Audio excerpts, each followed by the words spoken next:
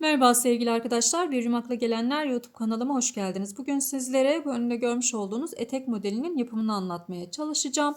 Şimdi eteğimize şöyle bir göz atalım istiyorum. Öncelikle bel kısmında bir lastik detayı mevcut. Eteğimize de başlarken lastik kısmından başlıyoruz. Nasıl yapacağız? Kaç yaşa göre yapacağız? Bunun için öncelikle kaç yaş yapacaksanız bel ölçüsünü alıyorsunuz. Daha sonrasında da bu lastik detayını yapıyorsunuz. Yani yetişkin için dahi yapsanız bel ölçüsünü alıp ondan sonra kaç santimse o santime göre zincir çekerek ve işte trabzan yaparak başlıyoruz. Ben zincir çekmeden trabzanlarla başladım. Videonun içerisinde başlarken görürsünüz siz de arkadaşlar. Kaç santimse ona göre yapıyorsunuz. Sonrasında bu lastik kısmını yaptıktan sonra da beden kısmına geçiyoruz. Burada da bakın burada da hafif pililerimiz mevcut. Bu pililerimiz için de artırmalar yaptım. Artırmalardan sonra devam ettim eteğime ve eteğimin pili kısmı var. Hemen dip kısmına da pili yine ekledim. Burada da 2 sıra pili kısmı ekledim ve pullu iple yaptım onu. 2 ayrı ip kullanmış oldum. Burada kullandığım hem pullu ip hem de eteğimizi yaptığımız iple ikisinin karışımı olarak ördüm. Burada da yine bağcık kısmında da yine pullu iple eteğimizde kullanmış olduğumuz ipi kullanarak bir bağcık ördüm. Eteğimizin lastikten bu pili kısmının sonuna kadar 29 santim 1-2 yaş için hazırladım. Ancak eteğimizin hani böyle esneyen bir ip olduğu için rahatlıkla 3 yaşına kadar giyebilir arkadaşlar. Bunu da söylemiş olayım. Kullanmış olduğum ip de Nako Paris. Gerçekten çok güzel, şahane bir dokusu var. Hiçbir şekilde çocuklarınızda kaşınma yapmayacak bir özelliğe de sahip. Yani tüylü olması acaba çocukta kaşınma yapar mı diye düşünceleri sevk etmesin, yapmıyor arkadaşlar. Şöyle kodumu da vereyim. 5408 kodu var. 2 yumak kullandım. Tamamen bu yün için, etek için 2 tane yumak kullandım. Ve bir tane pullu ipim vardı arkadaşlar. Onu da yine ona katarak çok az miktarda pullu ip kullandım. Tığ olarak da bunu örerken 3 milimlik bir tığ kullandım. Şöyle göstereyim, 5 numara biraz silinmiş ama 3 milimlik bir tığ kullandım. Eteğimizin bu kısmını örerken dip kısmını da örerken 3,5 milimlik bir tığ kullandım. Çünkü iki ipi birlikte ördüğüm için birazcık ip kalınlaştı. Onun için 3,5 numaralı bir tığ kullandım. Malzemelerim bu şekilde, eteğimiz de bu şekilde. Şimdi isterseniz eteğimizin yapımına geçelim. Geçmeden önce küçük bir hatırlatma yapmak isterim. Kanalıma abone olmayı, bildirimleri açmayı unutmayın. Hepinize kolay gelsin. Arkadaşlar eteğimizin yapımına başlıyoruz. Öncelikle lastik kısmımızın yapımıyla başlayacağız. Şöyle bakın, lastik kısmı çok esneyen bir model. Hiçbir şekilde bu kısımdan buradan hiçbir şekilde takılmıyor. Güzel bir başlama tekniğimiz var. O teknikle birlikte başlayacağız.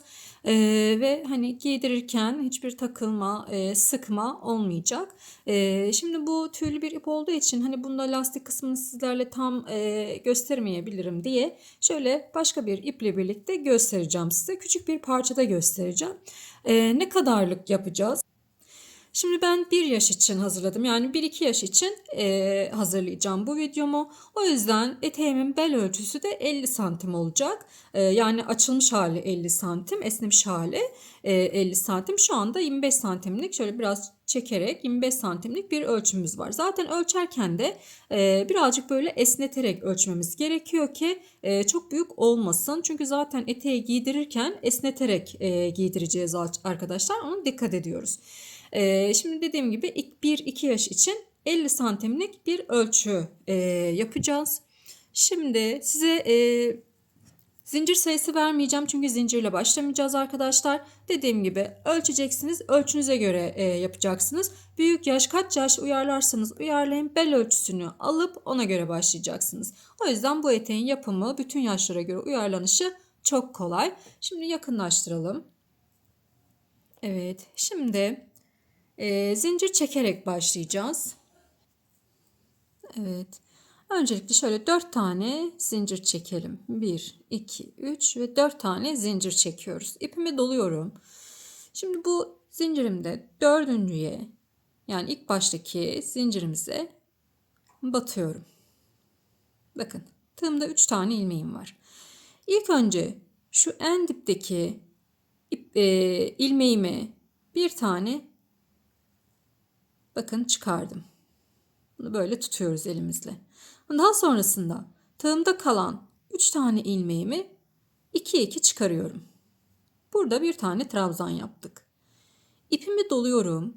Şimdi bu ilk başta bir tane çekmiş olduğumuz ilmeğimiz vardı. Çıkarmış olduğumuz ilmeğimiz vardı. Bakın şurada. Şöyle göstereyim bakın. Trabzanım bu. Hemen dip kısmında. Şöyle ilk çıkarmış olduğumuz ilmeğimiz. Dibinden bu şekilde alıyorum. Çektim. Şimdi bakın yine 3 tane var. Tığımın ilk birinci ilmeğimi yine çıkarıyorum. Birinci ilmeğimi yine çıkardım. Şöyle elimden tutuyorum bunu.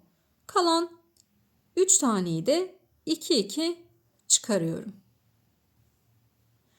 Evet, yine ipimi doluyorum. Bu ilk çıkarmış olduğumuz ilmeğimiz, bakın şöyle döndürelim. Belli ediyor da kendini. Hemen şurada, bakın şurada. Şöyle ikili alıyoruz. O ilmeği alıyoruz. İlk çıkardığımız ilmeğimizi alıyoruz. Yine çıkardım. Bir tane çıkarıyorum. Elimle tutuyorum. Eğer bu ilmeği karıştırırsanız, hangisi olduğunu unutursanız şöyle bir çözüm bulabilirsiniz. Hani nereye batacağınızı bilemezseniz arkadaşlar şöyle bir işaretleyici ile de burayı belli edebilirsiniz. Bakın hemen 2 2 çıkardım. İpimi doladım. İşaretleyicim burada. Hemen nereye batacağımı çok kolay görebiliyorum o zaman. Hani bu şekilde de ilk alışana kadar, eliniz alışana kadar, o noktaya görene kadar bu şekilde de yapabilirsiniz. Bu da bir kolaylık olmuş olur. Böyle işaretleyiciniz yoksa bir ip de oraya takabilirsiniz arkadaşlar. Bakın hemen yine aynı şekilde yaptım. Aldım. Bir çıktım. Bakın hemen yine işaretleyicimi takıyorum oraya. Taktım. Şimdi kalanında 2 2 çıkıyorum. İpimi doluyorum. İşaretleyicimin olduğu yer hemen tığımı batıyorum oraya, çıkarıyorum bunu buradan. Tığımı batıyorum. Bakın şöyle 2 2 aldım. İlmek olarak alıyoruz. Evet, bu şekilde yaparak bakın sonda gördüğünüz gibi gayet belli oluyor.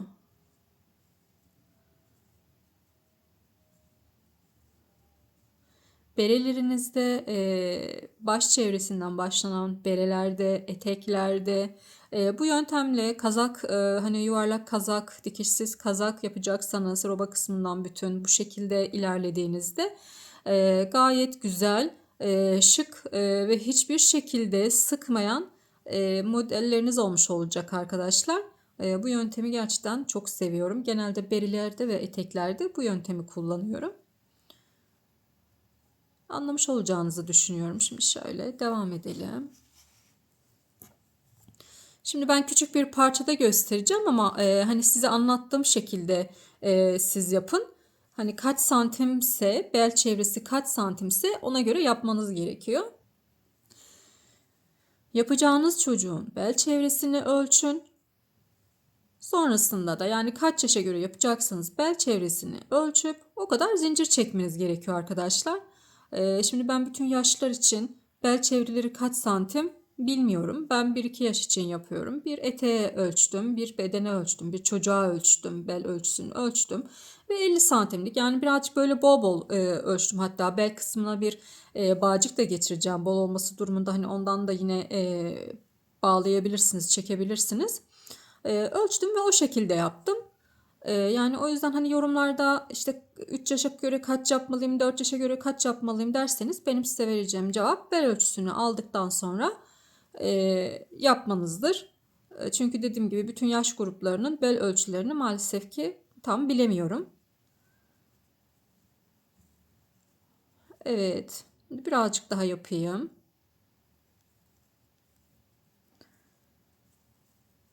Şöyle. Şimdi bunun nasıl birleşeceğini de yine sizlerle paylaşacağım.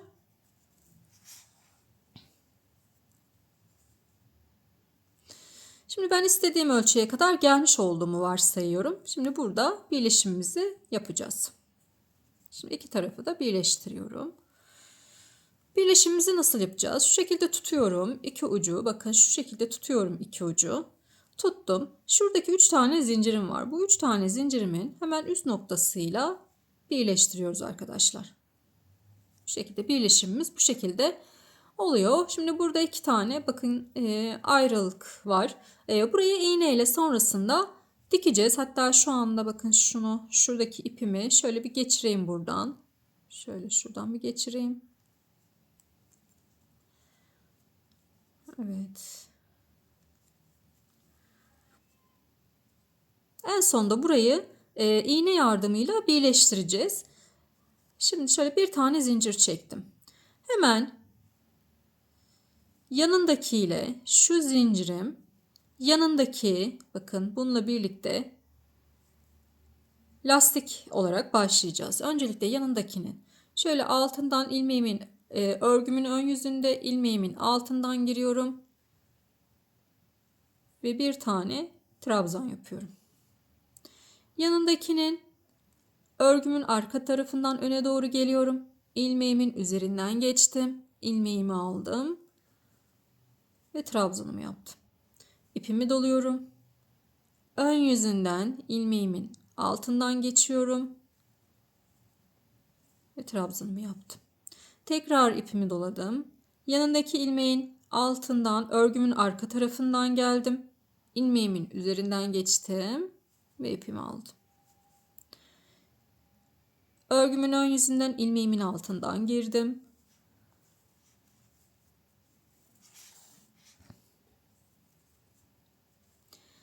Burada da arka taraftan geliyorum. İlmeğimin üzerinden geçtim ve aldım. Evet, bir önden bir arka taraftan olmak üzere lastiklerimizi yaparak sıra sonuna kadar geliyoruz.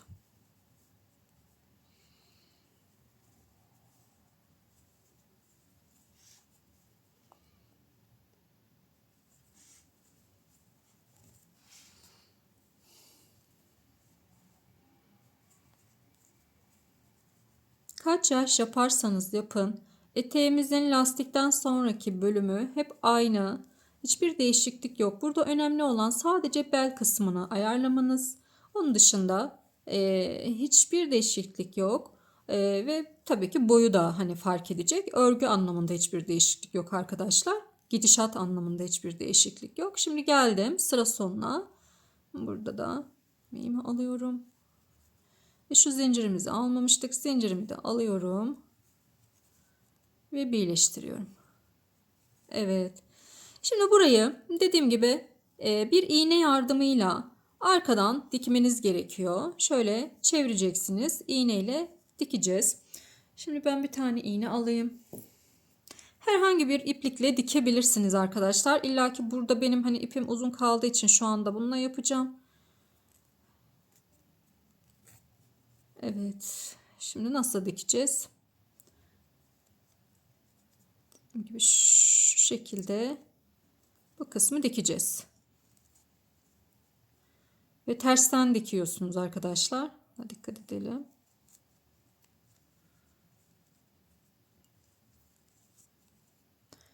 Başka bir iplik alayım. Bununla olmadı. Evet, örgümüzü çevirdik. Şimdi şuradan alıyorum ilmeğimi buraya.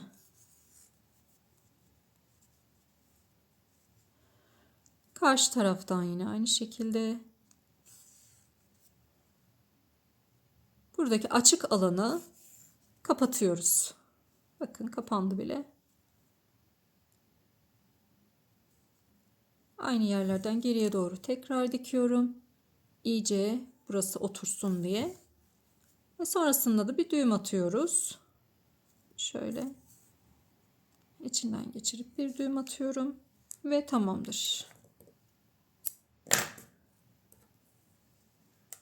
Burayı birleştirmiş olduk böylelikle.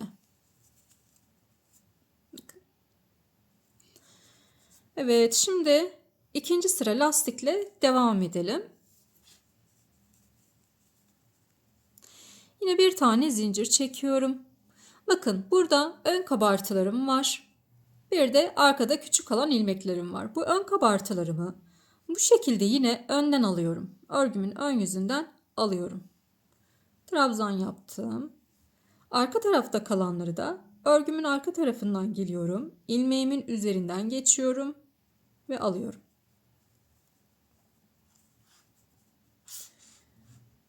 Ön kabartıyı ön tarafından alıyorum. Arka kabartıyı da örgümün arka tarafından ön tarafına geldim ve o şekilde alıyorum. Ön kabartılarımı örgümün ön yüzünden ilmeğimin altından alıyorum. Arka tarafta kalan ilmeklerimi de örgümün arka yüzünden ilmeğimin ön tarafından alıyorum. Ve bu şekilde lastik kısmımızı örüyoruz arkadaşlar. Evet, şimdi kaç sıra öreceğim? Ben 4 sıra ördüm. 4 sıram şöyle kaç santim olmuş lastik kısmımız, ona bir bakalım. 4 santimlik bir ölçüm var. Şöyle görmediniz sanırım. Bakın arkadaşlar 4 sıra 4 santimlik bir ölçüm oldu. Şimdi bunun üzerinde devam ediyorum. Çünkü örgümü ben bu iple çalışacağım. Size de bu iple çalışmanızı tavsiye ederim. Gerçekten çok güzel dökümlü bir model olmuş olacak. Bu iple yaparsanız. Ama dikkat edin, bu ip çok sökülmeye uygun bir ip değil. Yanlış yapmamaya çalışın arkadaşlar. O yüzden dikkatli örmeniz gerekiyor. Tabii ki diğer yünlerle de olur. Ama hani bu ipten alma imkanınız varsa bununla yapmanızı öneririm. Evet, şimdi bir tane 2, 3 tane zincir çekiyorum. Şimdi burada şöyle iyice de yakınlaştıralım. Bu ipimiz biraz kendini zor belli ediyor. Hemen bakın, zincirimin dip kısmı var. Bu zincirimin dip kısmına bir tane trabzan yapıyorum. İkili trabzanlar yapıyoruz arkadaşlar. Trabzan derken ikili trabzanlardan bahsediyorum. Ve aynı yere tekrar bir tane daha trabzan yapıyorum. Şimdi yandaki ilmeğime geçiyorum. Burada zaten yandaki trabzan ilmeğim burada. Buraya da yine 2 tane trabzan yapıyorum. 1, 2. Yanına geldim. Buraya da yine 2 tane trabzan yapıyorum. Her bir ilmeğime ikişer tane trabzan yaparak ilerledim. Şimdi bakıyorum. 1, 2, 3 tane yan yana ikili trabzan yaptım. Şimdi dördüncüyü 3 tane trabzan yapacağım aynı yere. 1, 2, 3. 3 tane aynı yere 3 trabzan yaptım. Aynı yere 3 tane trabzan yaptım. Şimdi devam ediyorum yine. Yanındaki ilmeğime geçiyorum. Buraya 2 tane trabzan yapıyorum. Yanındakine de yine 2 tane trabzan yapıyorum. Tekrar 2 trabzan. Şimdi yan yana 3 tane ilmeğimize 2 tane trabzan yaptık. İkişer tane trabzan yaptık. Yanındakine 3 tane trabzan yapıyorum. 1,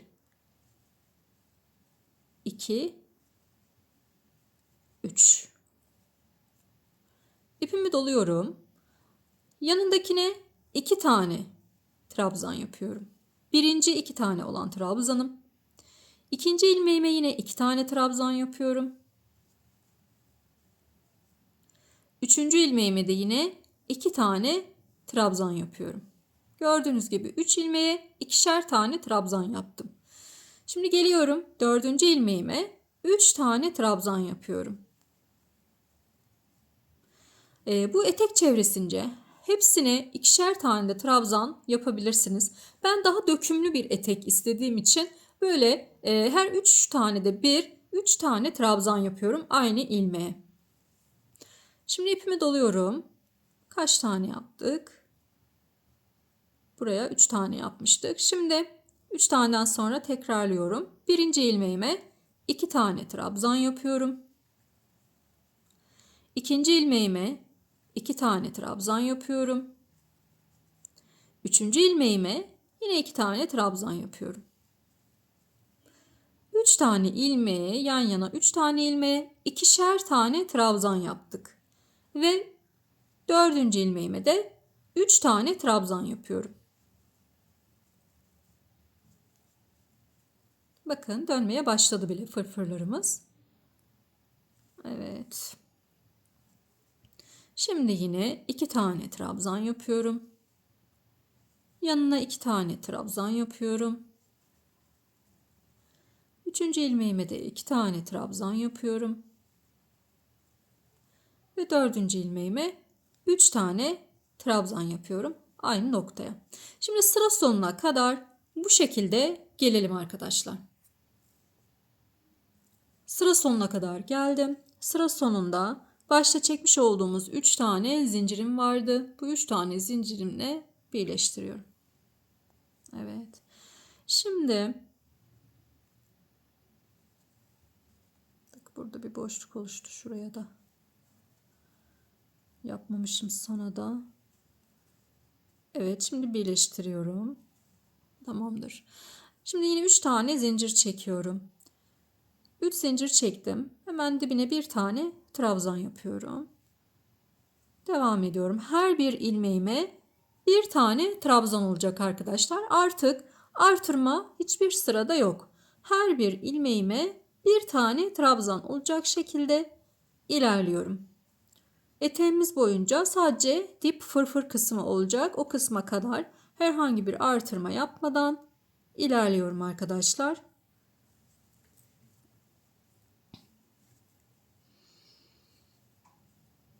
Artırma yapmıyorum.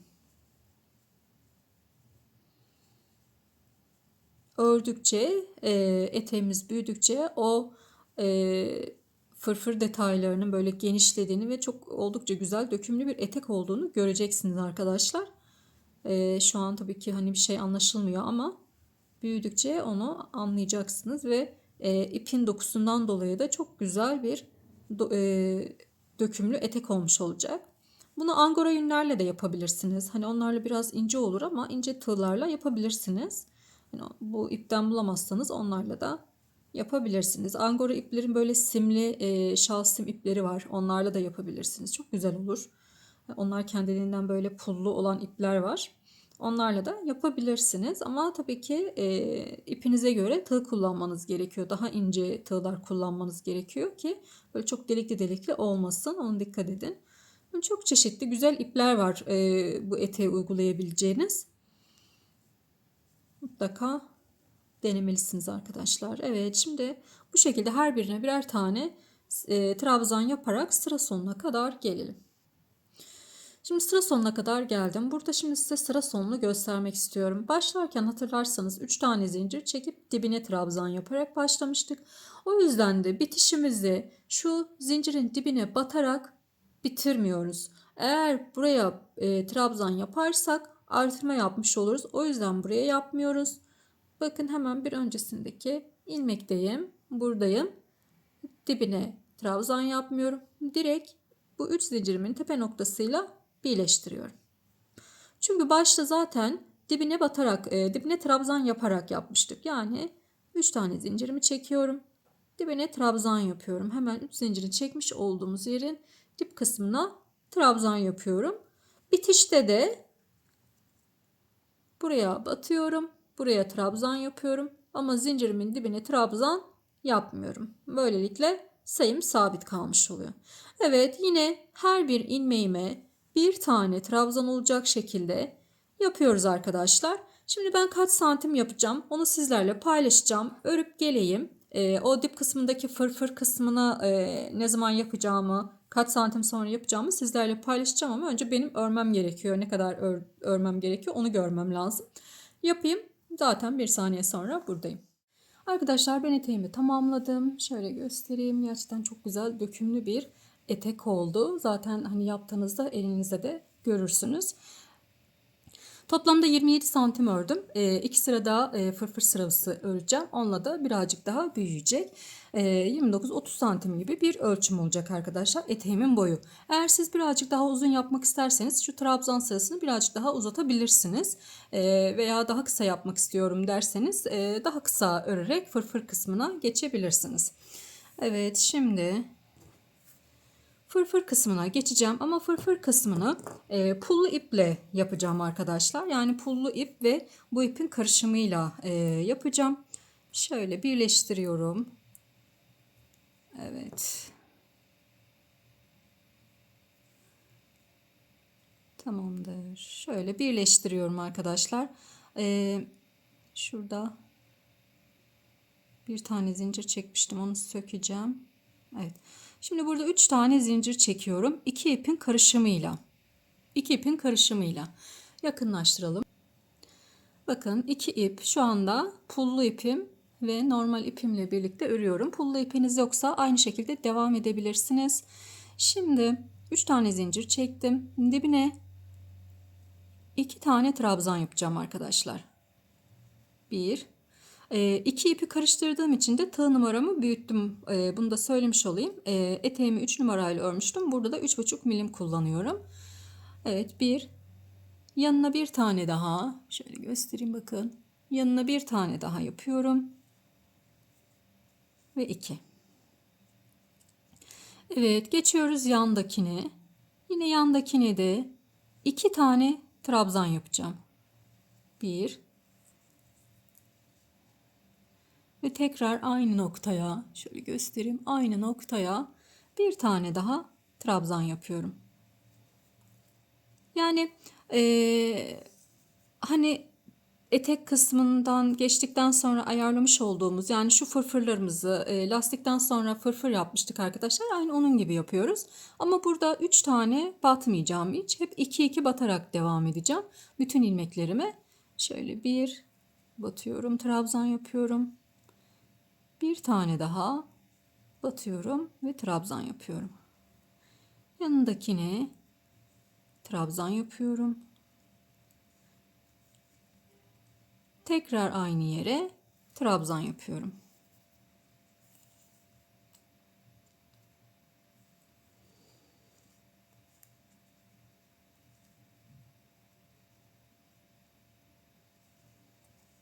Yanındakine 2 tane trabzan yapıyorum ve aynı yere tekrar trabzan yapıyorum. Evet. Eğer 3,5 milim bu ipin karışımı için sizi zorlarsa 4 ile de yapabilirsiniz. Şimdi evet, yanındakine batıyorum. Trabzan. 2 tane trabzan yapıyorum aynı yere. Bu sırayı hep aynı yere 2 trabzan yaparak devam ettiriyorum arkadaşlar. Sıra sonuna kadar geleceğim. Üst sırada yine artırmam olmayacak. Lastik kısmından sonra gittiğimde sadece o sırada artırma yapmıştım. Burada da yine aynı şekilde olacak. Sadece bu sırada artırmam var. Diğer sıralarda artırmam olmayacak arkadaşlar.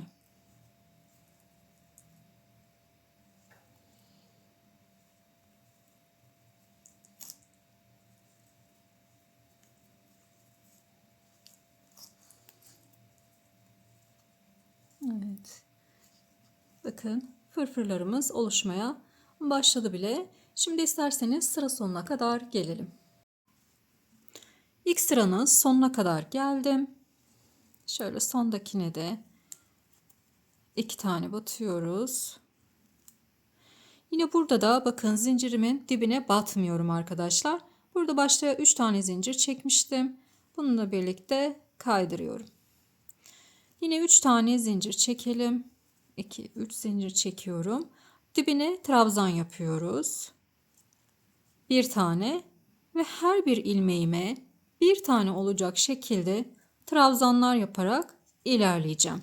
Şimdi artırmayı ilk sırada yaptık. Burada artık artırma yapmayacağım arkadaşlar. Bakın her birine bir tane olacak şekilde yapacağım.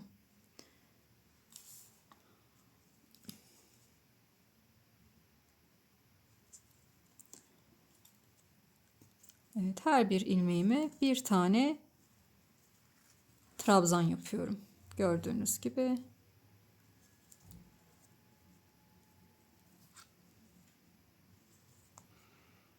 Pullu ipi örmek birazcık zor oluyor ama çok da güzel oldu.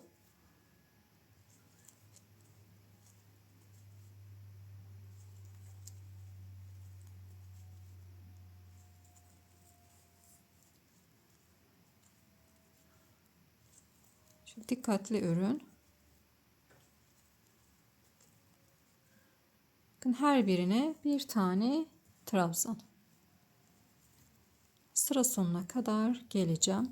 Şöyle bir bakalım. Bakın çok güzel oldu. Şimdi ben bu sırayı yapacağım. 2 sıra mı 3 sıra mı yapacağıma öyle karar vereceğim arkadaşlar. Bitireyim. En sonki haliyle geleceğim. Kaç sıra yaptığımda yine sizlerle paylaşacağım. Santim olarak da ölçüp söylerim. Eteğim tamamlandı arkadaşlar. Bakın şöyle toplamda 2 sıra fırfır sırasını toplamda 2 sıra ördüm. Devam etmedim. Benim için bu genişlik fırfır genişliği yeterli oldu. Hani siz daha uzun isterseniz bir sıra daha yapabilirsiniz. 3 santim oldu arkadaşlar. 2 sıra yaptım. 3 santim oldu. Bu şekilde eteğimizin son hali bu şekilde. Şimdi bel kısmına da bir tane bu şekilde bir bağcık hazırladım. Bunu nasıl yaptım? Zincirini çekerek yaptım arkadaşlar. Toplamda eteğimin ben ölçüsüne göre şu anda 170 tane zincirim var. Ve bunu pullu iple karıştırdım. Ve normal bildiğimiz zincir çektim. Yani göstereyim şöyle küçük bir parça daha. Eğer pullu ip hani ben etek kısmında pullu ip kullandığım için belini de o şekilde pullu olarak hazırlamak istedim ama tek olarak da hazırlayabilirsiniz. Yani bu tercihler tamamen size bağlı. Bakın şöyle dümdüz zincir çektim. Hiçbir şey yapmadım arkadaşlar. Sadece zincir çektim bu şekilde. İki ipi karıştırdım ve zincir çektim. İkisini beraber ördüm. Başka hiçbir işlemim yok. 170 tane toplamda zincir çektim. Şimdi bunu eteğimizin bel kısmına takacağız. Şöyle getireyim. Bunu da şöyle iğneye geçireceğim. Şöyle bakalım. Bir plastik iğneye geçiriyorum. Bakayım inşallah geçecek. Evet, tamamdır. Şöyle pullardan birazcık. Tamam. Şimdi öncelikle ön ortamızda şöyle bakayım birleştirme yerimiz neresiydi? O kısım arkaya kalsın. Birleştirme yeri arkaya kalacak şekilde eteğimi ayarladım. Şimdi zaten hani ipten dolayı da çok fazla da bir gözükmüyor birleştirme kısmımız. Şöyle ön noktasından bakın şöyle ikiye katlayalım. Ön noktamız bu kısım. Hemen buradan iğnemi alıyorum. Şu kısım. Şuradan takacağım arkadaşlar. Gelişimde yine burada bir yerde bitmiş olacak ki tam önünü ortalamış olalım. Şimdi burada tam lastiğimizin bitiş noktasından yani burada lastik yapmıştık. Tam lastiğimizin bitiş noktasından iğnemi içeriye doğru takıyorum. Bakın tam bitiş noktası gözüküyordur umarım. Şöyle lastiğimiz burada. Lastiğimizin trabzan bitiş noktası derken burada trabzanlı yapmış olduğumuz ilk sıra arkadaşlar. Bu kısımda iğnemi takıyorum. Şöyle birazcık uzatalım. Evet. Şimdi iç kısmından bakın bir iki tane şu çıkıntılar var. Yani lastik çıkıntıları var. Bir iki tane atlıyorum. Hemen şu boşluktan tekrar içeriden çıkacağım.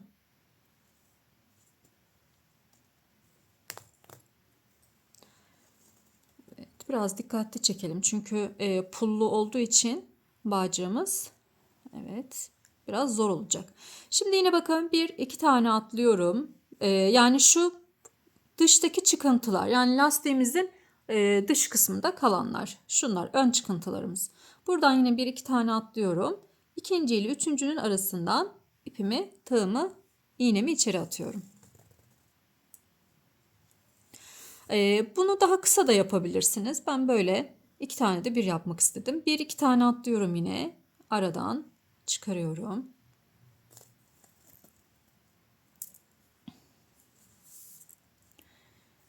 İki tane atlıyorum. Aradan içeriye atıyorum.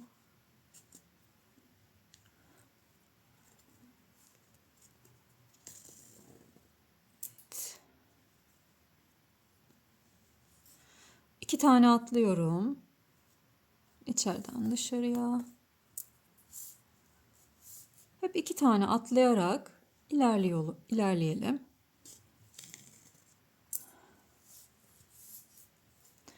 Başlamış olduğumuz noktaya gelene kadar bu işlemi yapıyoruz arkadaşlar. Şimdi başlamış olduğumuz noktaya gelelim.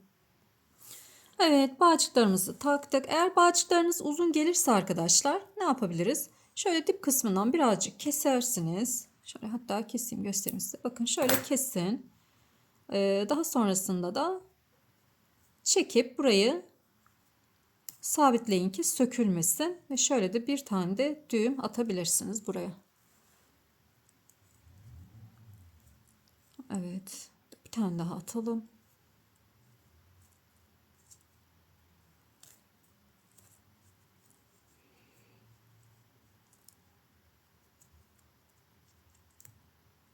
Evet. Tamamdır. Şimdi bu şekilde eğer bele bol gelirse bu bağcık bu sayede hani istediğiniz zaman çekebilirsiniz bağcık kısmını. Hani beline bol geldiğinde sıkı geldiğinde açabilirsiniz. Tamamen sizin tercihinize kalmış arkadaşlar. Şöyle de bir hemen düğüm de yapalım. Bir fiyonk yapalım hemen. Bakın çekelim.